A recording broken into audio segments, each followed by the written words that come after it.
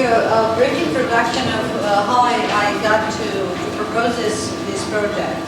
That is an exploratory project, although my encounters with using authentic heritage language materials have dated for a while.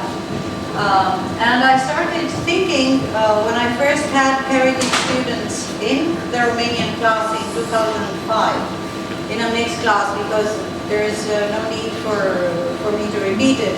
In the cases less commonly taught languages, you cannot afford to have a special class for heritage, or a special program for heritage students, because you never reach the number of heritage students that allow you to do so. So we have heritage students who enroll in elementary classes because they feel safer there, because sometimes they feel they will put less effort, because they know what their skills are. Usually their oral skills, their speaking skills are at a higher level compared to the elder learners. Most of the heritage students come to the intermediate and intermediate 1 and intermediate 2 classes. This has been my experience in Romanian. With a number of heritage students in 2014, 2015, reaching the directed readings class, or the advanced level, the content class. The reason why I tortured them properly, and I started then what we see now as a little bit different project, something that I presented at the Multiple Conference in 2015, so I'm not going to repeat that right now. What I started doing was first to interview them, because with language speakers, you need to know where they are and how they relate to their linguistic and cultural identity. And all of the literature in the field has been quite robust during the last 2 decades. And there are some basic repetitive findings that we can apply to all heritage language learners, be those learners of Spanish, of Russian, of whatever other heritage language, or Chinese. I guess it's not unimportant to really interview and to really screen, sorry for the word, your heritage language students, because there may be particularities that will enable you as a class instructor and as someone who comes up with new materials for learning. They may provide some information that cannot be so easily pigeonholed into the findings of the literature, although one should not ignore that literature. So what I found out, before interviewing my heritage language learners, I tried to correlate this, or not before, but in parallel with this, I tried to correlate this, to corroborate this with the history and the literature about heritage Romanian speakers in the United States. Because basically you deal with a community that exists here. So whatever findings, whatever literature you apply onto them, you have to be aware whether there's something that was written, how they represent themselves, or how they relate to their cultural identity. So obviously, my colleague started with Dracula, Countess Dracula, in the grammar book.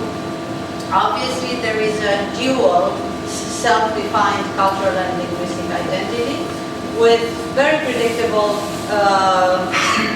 generation 1 heritage language speakers who don't want to have anything to do with the language once they are here, who encourage their generation 2 and generation 3 heritage language speakers to perform in an English-only environment, even at home. And these are not people who emigrated out of political reasons immediately after World War II with the onset of communism, because, let's be frank, those are no longer alive, or very few of them are still alive to provide or if they are alive, they're not willing to provide information, or they are simply not interested in participating in such projects, period. Now, this is one thing. The second important element, to my mind, I don't know, is a very tense relation with the country, with the old country. And for this we have the historic immigration and the historic community here. That was researched in 1929, the last time, thank you very much, by someone who presented a PhD dissertation here at Columbia University, and it was a sociolinguistic / ethnographic / anthropological research upon 100 families in the Romanian community in Chicago and in the surrounding areas. But we realized information from 1929, a certain type of community, although interesting in historical data. From the point of view of linguistics, there are three main accounts on Romanian heritage language in the US. One is from the late 60s by Anca Hacular, which again relies on the particularities of the old community in the Midwest, mainly made of people who worked these more modest jobs and had a, let's say, slightly modest education as compared to what we see right now, or people who are very connected to their domestic environment, especially the ladies, the old elderly ladies. On the other hand, there is in 1982 an exploration in phonostatistics by Alexandra Rogeric, which is very mathematically done, and it records particularities of speakers in the Washington, D.C. area, Virginia, surrounding areas, and a little bit in the Midwest. So that's it. There is new research, comparative new research by Ramona Gâju and Susana Montrul, Spanish and Romanian, attrition, direct object, blah blah, the problem of attrition and direct object in Romanian and Spanish, but nothing really that goes deeper into the particularities, identity, the ways in which the age of current speakers relate to their language, not of origin, because some of them are second and third generation, and obviously it's the dominant language. Their first language is English, but how they relate to a culture whose language they are trying to master, and why are the reasons that they take these classes, and how we can help them better to share their background and to progress in these classes, because we all know that heritage speakers sometimes fall behind the L2 speakers when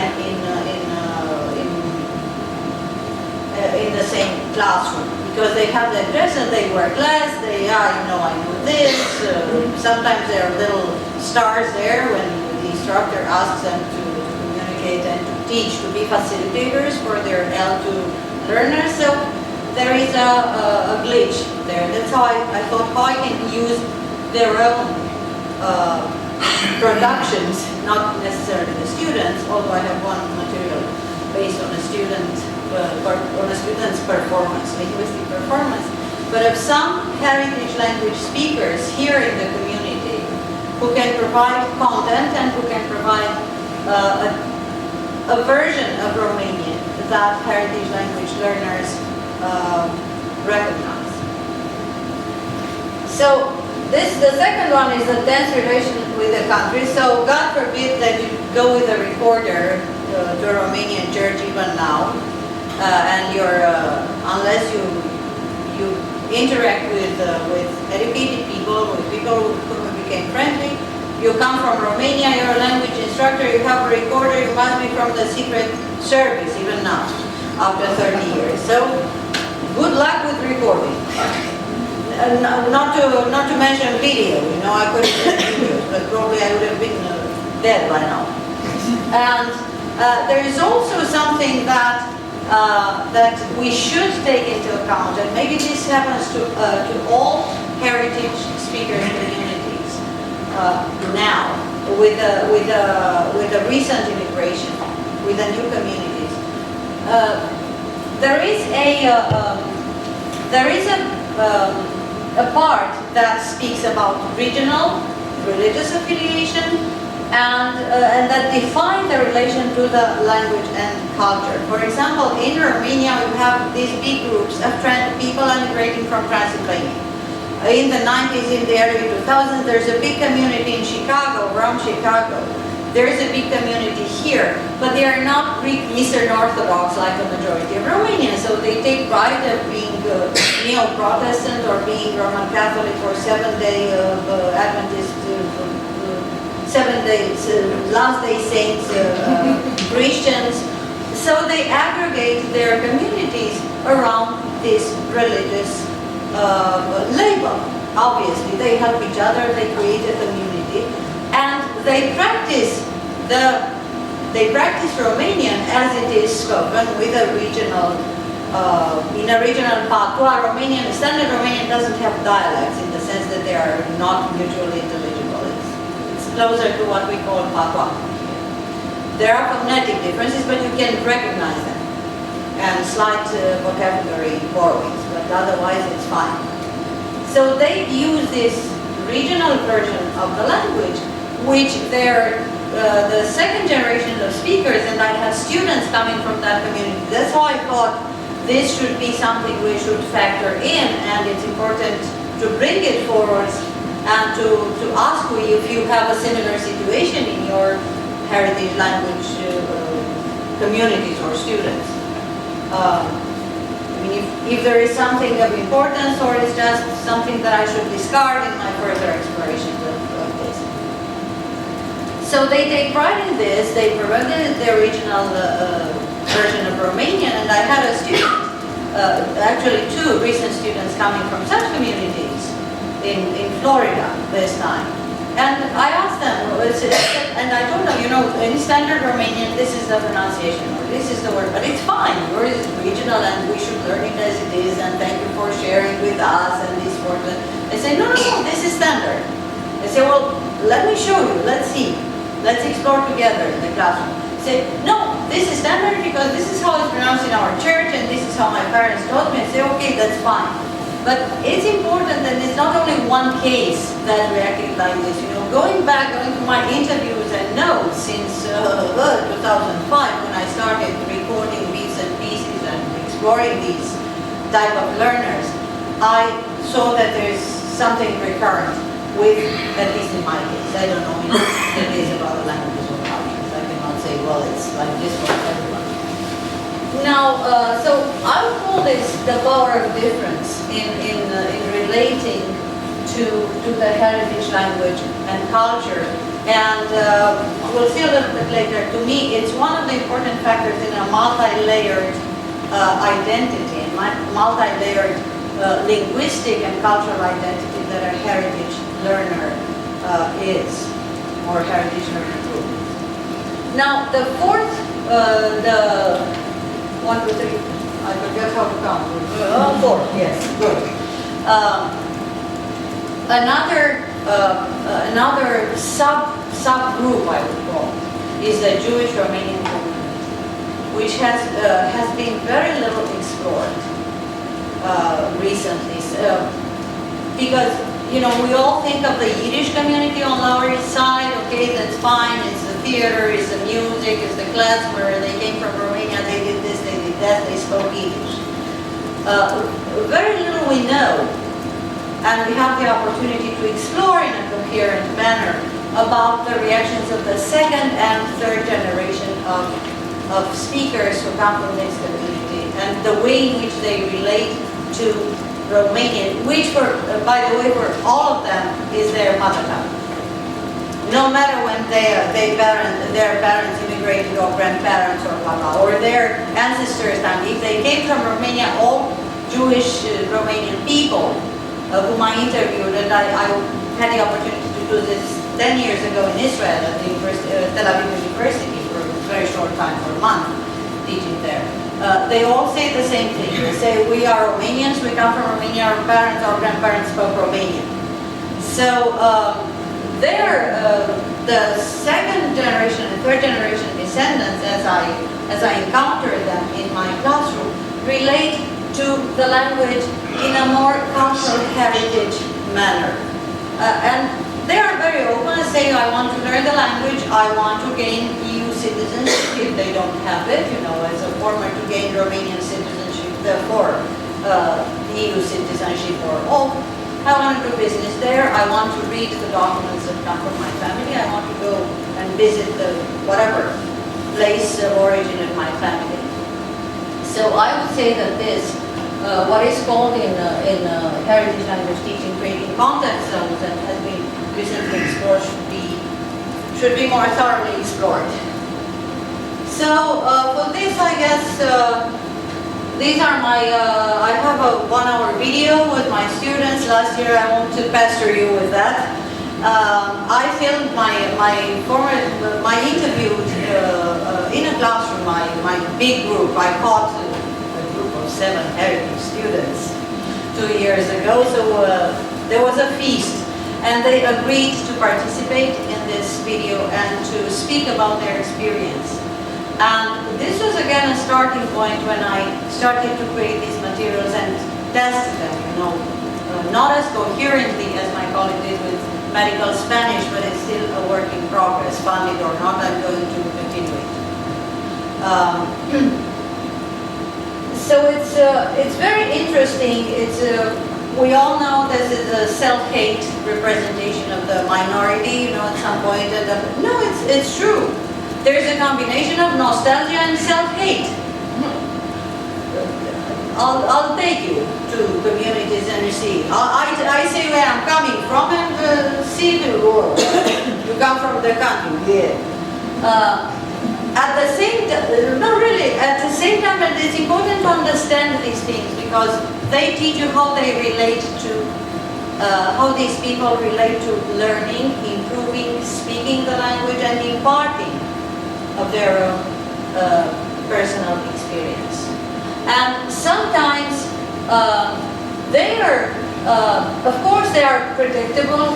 They're the general, the framework is predictable. Then you have, there is the proneness, as in the case of all heritage speakers, to stereotype what is Romanian-ness while struggling for uniqueness. So there's this paradox, this schizoid, if you want it, element in the heritage speakers, and probably it happens with other learners and communities. And their attitude is usually handed on by their immediate family, and this is very visible in the 2nd and 3rd generation of native speakers. And a long time I had, you know, people reinventing events that never checked out in reality, because this is how they're in the Romanian history, because this is how their parents told them to be, and their immediate family was a family of heroes. And it's very interesting to explore this other side in the relation to the culture of creating this family lore in carrying on with oral histories, right, of their families, and how you can integrate that in teaching. And of course, there is a very quick shift from the family story to profiling the country. So, my family came from blah, blah, blah. The country is communist. Who you have stray dogs, they bite at you, it's Dracula. So there is a kind of a vampirization and Dracula-style approach of the country, as some of these speakers see themselves as insiders and outsiders at the same time. You know, they're the one and they're their own otherness. So in this very tense dialogue with themselves and with their own identities, probably lies the essence of what we should do. So how do we see, how we define a heritage language? Very quickly, everyone knows this, we're all professionals. I'm not going to keep you here with explanations and readings of long fragments. So either we speak about an arrested development or an idiom in a state of arrested development, and these are the 3 pleas, important pleas from what I read and what was of interest to me about this. And in interviewing my speakers, the 2nd and 3rd generation of speakers, Yes, I saw that, and it's very common. You know, this is a very pretentious name of saying I speak baby Romanian, and my vocabulary is limited to my domestic universe, and so on and so forth. And I still live in that state, in that I understand that I need to improve the language, but when I come to choosing topics for writing, for oral interaction, I always go back to food, to my domestic universe, and probably to one or two, to mentioning one or two canonic poets or writers, usually the 19th century, that came to me as a heritage, second or third generation heritage speakers, came to me via the family stories. Not some of them were read where they were children, others tried to read themselves, but most of them have these names like brands of what is to be read. So here is the problem with the arrested development, and this is what I try to do with my materials and test on them to help them get out of this comfort, you know, tucked, nice, cozy little Romanian tucked away next to your teddy bear and to the grandmother's stuffed cabbage. To show them that they have all the resources to use the language for meaningful content conversation. Then this is the language in which you can say other things or write other things. And this is not the language that I'm providing, but people who speak like you, who are emigres, not I. Not I'm proposing this topic. Is it a creolization, the heritage language? Is it a creolization of the language? Yes, it is. Is it a distinct dialect? I maintain this Romanian, that Romanian spoken in the United States now can be a distinct dialect. Yet again, you can find a similar dialect with a younger generation of Romanians who pepper their son, who live in Romania, not here, who pepper their Romanian with a lot of English loan translations and even English syntax, distorting the syntax of a Romance language, which is totally different. And probably this is not something that happens only to us. I don't want to be Romanian here. Oh, everything bad happens to us. But it's you know, it's something that, it's a discussion. So, what were the guiding principles? I said the instructor deals with the multi-layered linguistic and cultural heritage, with multi-layered linguistic behaviors. And I try to explore, create, and encourage contact zones. Where are your contact zones? Here. So contact zones, as they were defined by Pereira and Kagan in their seminal work on heritage language and the prospect of heritage language for the next 50 years, published by ACFO, is pooling linguistic repertoires.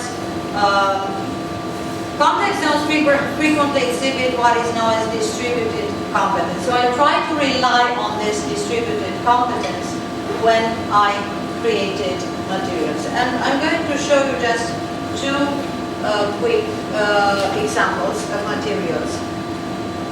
Yeah, let's see if I can. There. Here is one.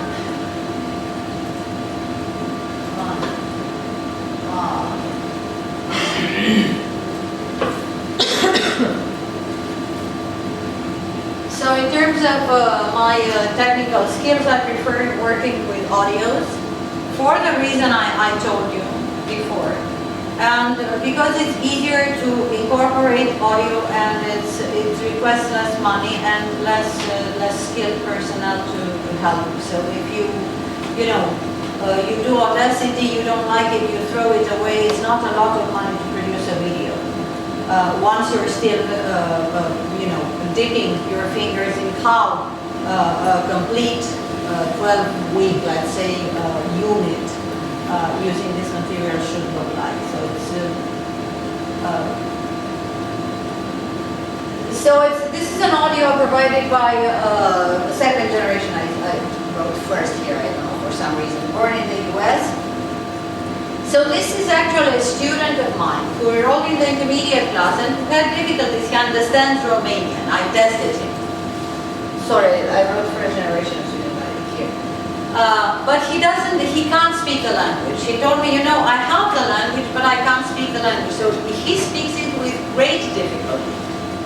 In writing, he's very attentive, he's learning, he's willing to learn, to improve. He doesn't have a voice, let's say, in Romanian. So his skills are very unbalanced. I cannot say that he's an elementary level student because he's not, and he would be bored in the elementary class, but his skills are very, very unbalanced. And in terms of speaking, sometimes he would pair better with the elementary class than with his own. So I encourage him to give a sample. I say, okay, would you like to help me doing this? And then I tested the samples on the elementary class, and I say, well, here's a heritage language speaker. I have a heritage student in the elementary class as well, who, you know, paradoxically, she's quite fluent, but she's, to quote herself, I'm a mess with writing and with grammar, but I'm trying. So I play this, so this is a very basic material with everyday activities, trying to, come on, say something, talk to us. Mă numesc Andrei și mă trezesc dimineața la ora 10. So I just played a very little bit. So I try to engage in a conversation. So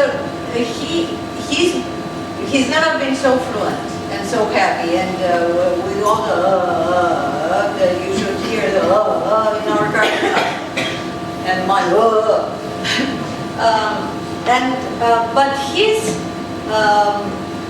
vocabulary is limited, so he's practically describing his morning routine. So this is something that can be used. No, sorry. This is something that can be used in an elementary class with the voice of a heritage language speaker. Of course, there are a lot of English words. So here I created some activities, which are the routine activities for the elementary class. I put them in English because I wanted it to make sense for people who serious, not that I put them in English. Rewrite the fragment, blah blah, underline the verb, because you know he repeated a lot the verb. I do this, I do this, I do this. He said, okay, let's identify that from the audio. Can we replace it? Can we say it in a different manner? Let's do the standard Romanian, because he introduces a lot of English words. And here he said, I'm asking him, what are you studying at Cornell? And he says, I study mate. Mate is colloquial Romanian for mathematics. I study mate și CS, because he doesn't, in his mind, computer science cannot be translated into Romanian, as Romania is there somewhere. And people don't understand, don't have a notion of computer science. And asking informatică, no, computer science. Automatică, arhitectură, calculator, no, computer science. Okay, computer science. So I let him do this, and I was asking him, is it difficult in the mate? Because I try to introduce these colloquial structures even with the L2 learners. So in support of this, we found a video that's filmed by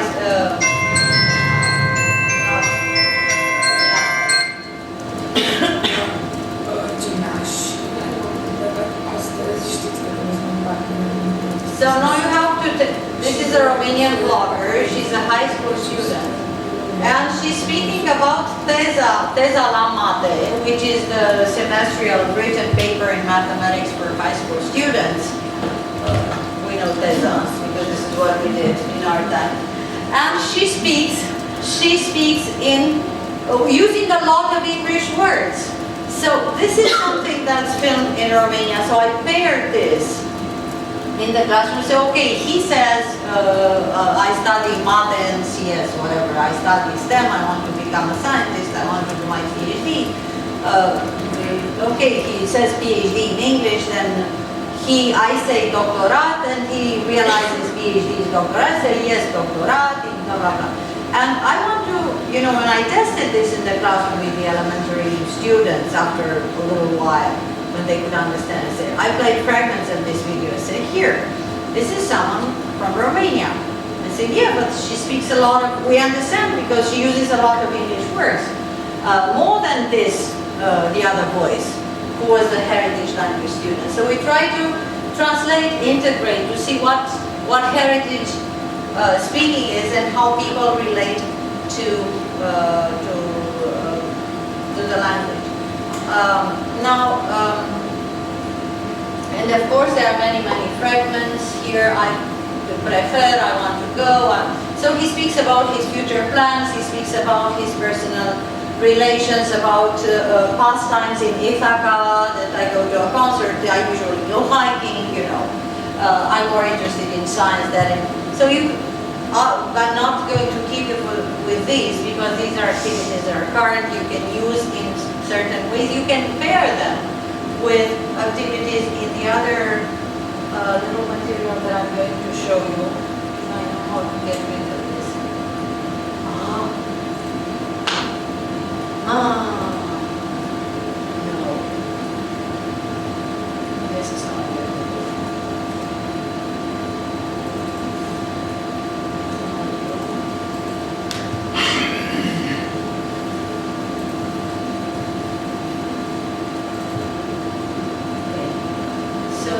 The other material, and for this I used the voice. Now this voice is, so I recorded about 25 minutes of a conversation with a pediatrician who works here at St. Luke's, who's a Romanian origin and who has a very good voice because she was trained as a musician and as a concert pianist, and she decided to become a doctor in the 80s afterwards. So she's good to listen to, she's very educated, and she's still, after 30 years, so she's first generation of age-old speakers, after 30 years in a professional milieu here, obviously she uses a lot of English expressions and words, and I asked her, please, no autocorrect, speak Romanian as you speak it, because this is what I want. Not standard Romanian. That I can produce, so it makes no sense for me to do this, to test this.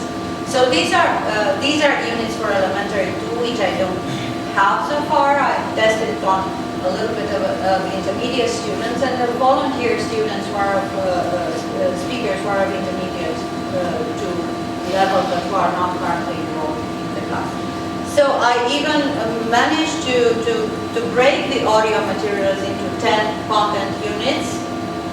So from music to medicine, so she speaks how she started in music high school, why she decided to do medical school, why in Romania in the 80s it was a matter of prestige to be a doctor. So from here you can develop a lot of topics for discussions, for debate, for further explorations in writing or in the history of Romania. What does it mean to be a doctor? What does it mean today to be a doctor? Is there corruption in the medical field in Romania? What does the press say, and so on and so forth. Then choosing pediatrician, then vaccination. She speaks about vaccination, and this is a very good topic about vaccination and autism, vaccination and celebrities, and we have our Romanian celebrities. So I paired this with a video and some readings about a Romanian celebrity who took the anti-vaccination position and how she was met by the public and by the medical field professionals. So from here you have basically 10 learning units from an interview, from just an interview. You can combine units 4, 5, and 6 into a larger for intermediate 2. It's a longer listening exercise. It's a longer, there are much more complex writing or debate, oral debate exercises. You can combine 1, 8, and 9. It's not that these recordings are fixed units that you say, well, I do this and these are the drills. This is the grammar that I teach with this. This is how students remember them. In integrating these, let me try to listen to Madam.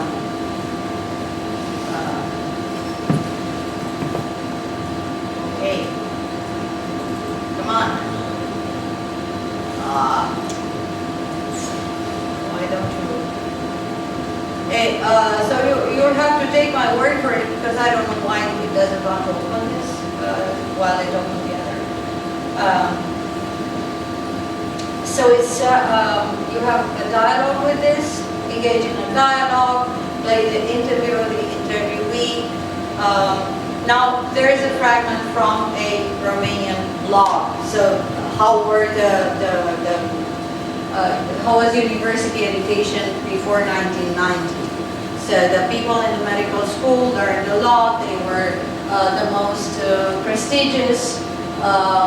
Very few of them planned that they would exceed from their first attempt to the medical school. They would have been happy to know, because it was really horrible to get into medical school in my generation. People took the entrance exams over and over again, some of them 6 or 7 years. Because basically you have thousands of candidates and you have 80 places per year. So surprisingly, numerous students in the medical school could be found in places and knew how to say and to do things that were not reachable to many. Such as, and you say, they were professionally discussing about any topic. You could see them in the theater, you could see them in a concert hall in Bucharest, you could see them in a literary club, at the at the French library in downtown Bucharest. You could see them in the British library on the Jules Michelet Street. You could see them in Cluba. Cluba was a kind of underground cultural club of students. So she speaks about, I was trained as a concert pianist and then I went to medical school. And of course you can connect this type of reading that I selected with this activity. Why is this? To do other activities with this. So it's, they had a certain a high social status, they had money, they had this, they had that, and then of course you can do a comparative activity.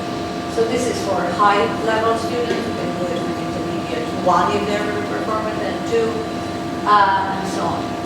So you can, short articles, I gave them the keywords for contemporary medical profession, what you can look up, and so on. The fragments 4, 5, and 6, you have the vaccination in America, and she combines here, say, Guvernul kind of steps in when she speaks, so say, okay, how do you say this in Romanian? You can do a very brief there in the classroom, see, choose the correct version of steps in, which means indefinite effect. And so on. So vaccination and autism. Now, another speaker whom I recorded is a second generation speaker. He studies at Forest Mann. He speaks Romanian in the house, and he initiated a project with Romanian high school students called Public Forum in the summer in Romania. So he spoke about this. So basically you can combine issues of that kid public forum and take one topic from here in terms of content and say, okay, let's do a public forum debate about vaccination in Romania, or about celebrities and vaccination, or about whatever she's speaking. Because there's a lot of content. Now, coming back to my ugly PowerPoint, that's totally unattractive.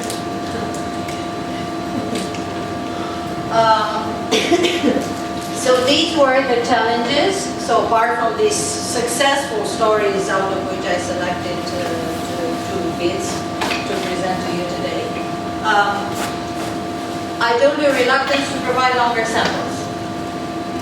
So I was very lucky that I found these persons who spoke about something, about content, about their profession, about taking a trip, about a book, about, and not just like the first one about, my morning routine, what I'm doing at school, self-identification, which is what usually heritage language speakers tend to do when you give them a kind of free interview. Or they simply, if you ask questions, they're and they provide very short answers, and they don't really want to elaborate on those topics. So there is a tendency to engage in a discourse in extremes, which I called it, and either just the personal identification, or at the other end of the spectrum, people who feel obliged when you ask them, when you engage in a conversation in the Romanian language, they feel obliged to teach others about their political and religious convictions in Romanian, and to teach the younger generation about that. So that's the other extreme, and you realize it's very little you can use of that kind of a discourse without the risk of being offensive to the learner, or the learner being simply uninterested in grandma, whoever speaking about these. Now, the benefits are that the heritage language learners feel integrated, obviously in a mixed class. They act as facilitators, which can modify their attitude towards the heritage language, and testing these on elementary students and on other volunteers. I would see that they are more open to admit that they're okay, that they don't have to correct, that they don't speak a wrong Romanian, but they speak a different Romanian, and that can be used for further learning. But they have to put in the effort.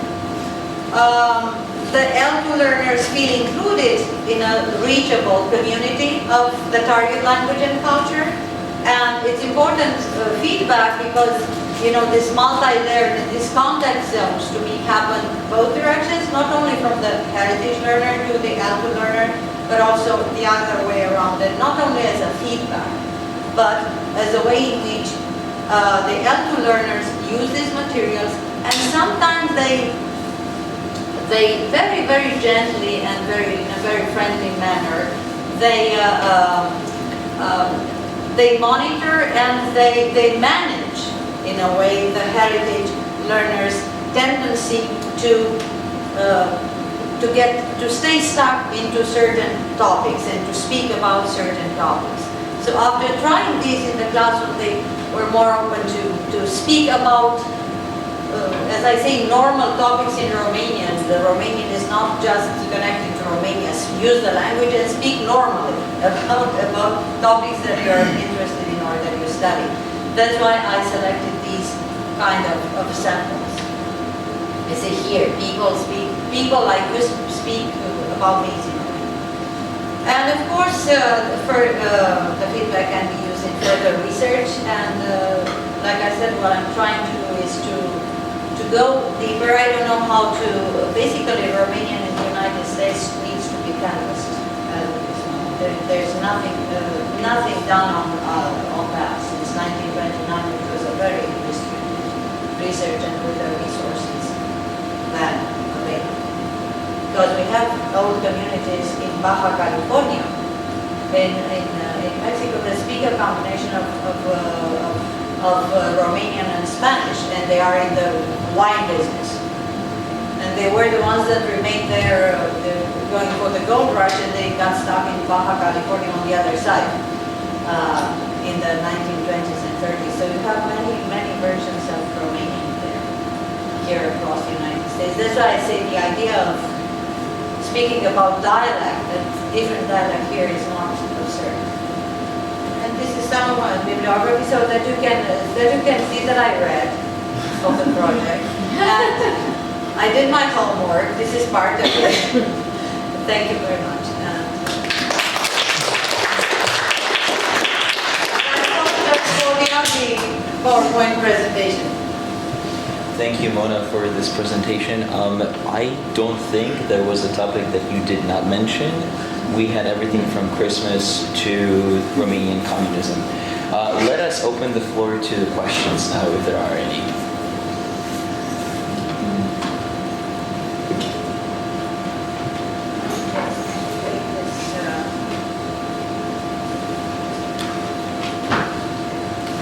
You don't have to turn it on.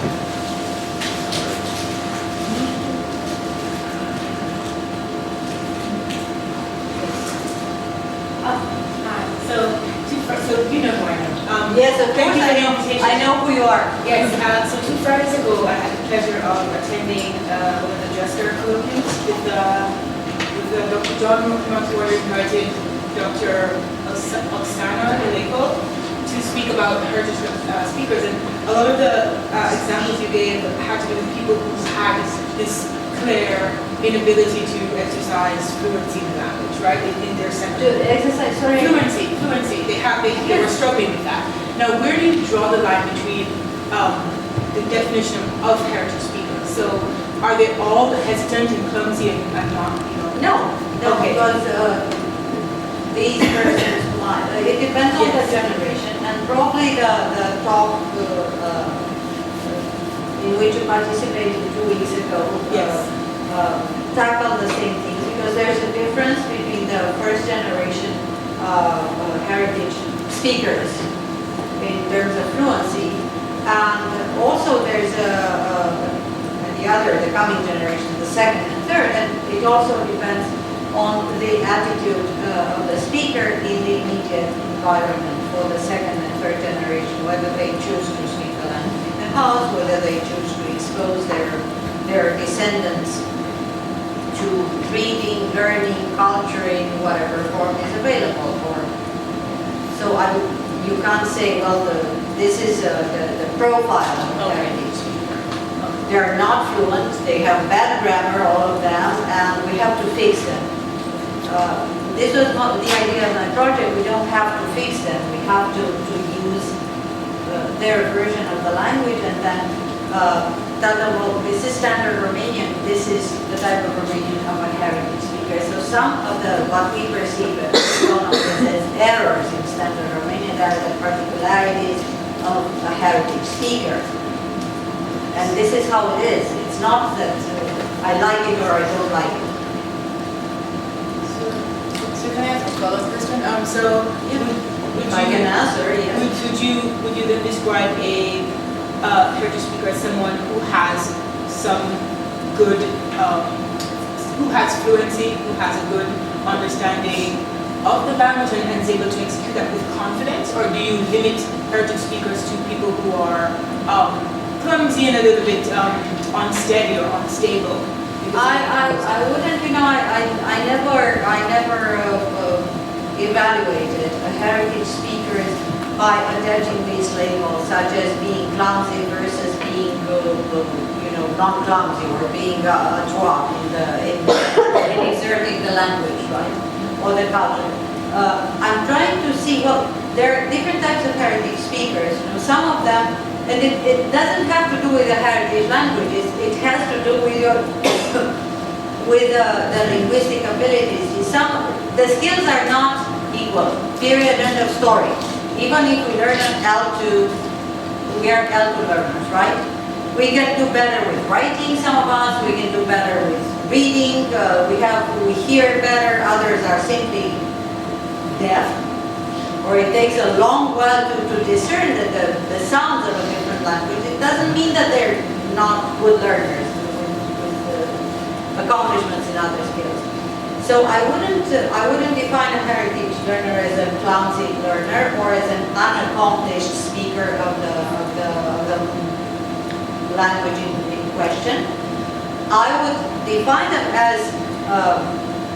as speakers of a specific version, dialect. I would say that dialect is not a bad word. Dialect of that language within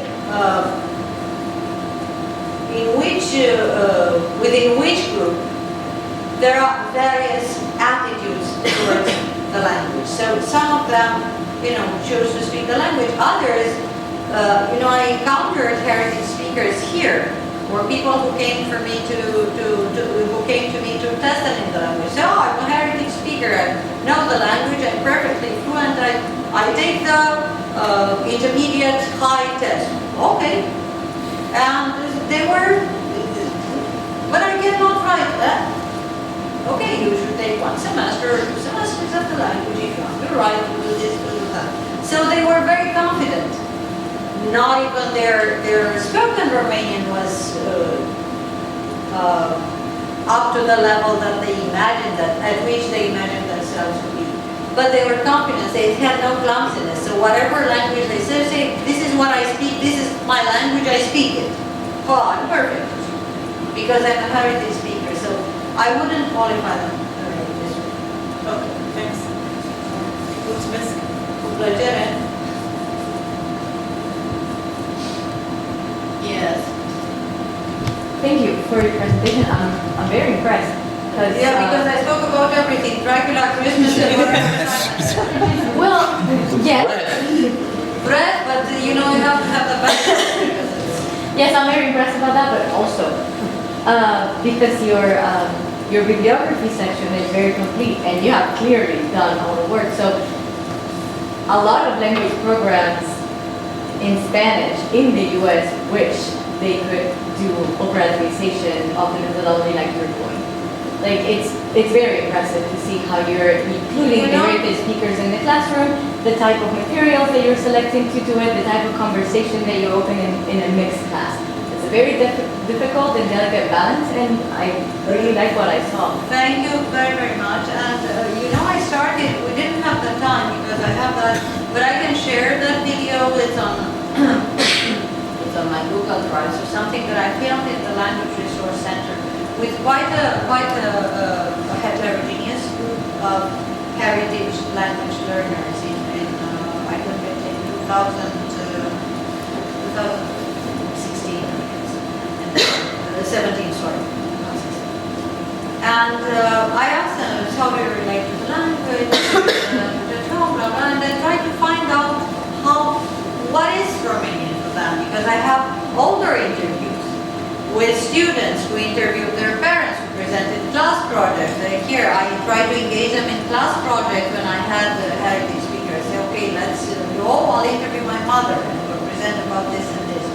And this is when I found out that people invented their histories and they handed this down to the younger generation, and of course they didn't know how it was.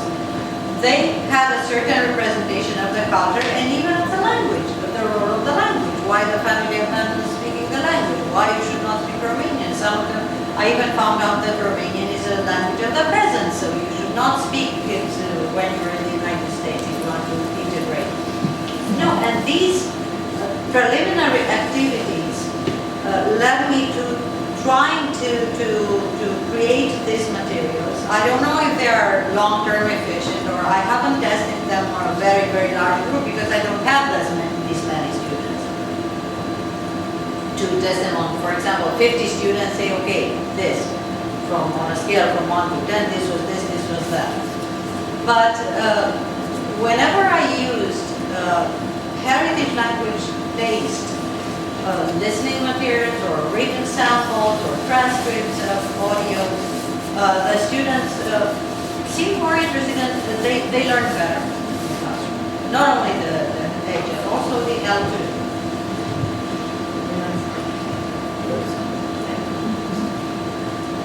Now maybe, there's a saying in Romanian, let's do the dishes because maybe our guest wants to go home. Have a wonderful evening. Thank you, Mona.